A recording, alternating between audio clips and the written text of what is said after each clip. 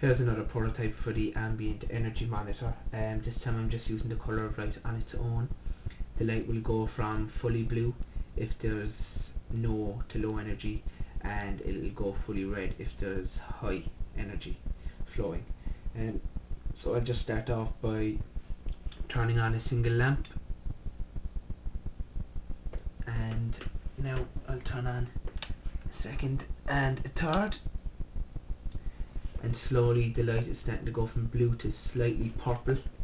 And now if I turn on the heater,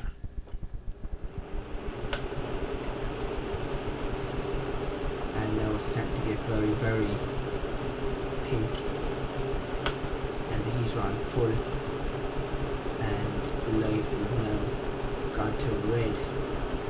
So if I turn off my lights again,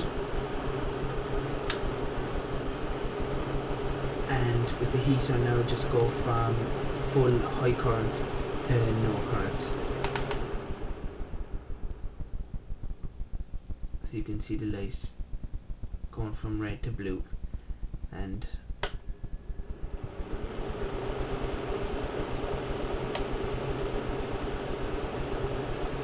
back up again. This is the heater on half, so the light goes from blue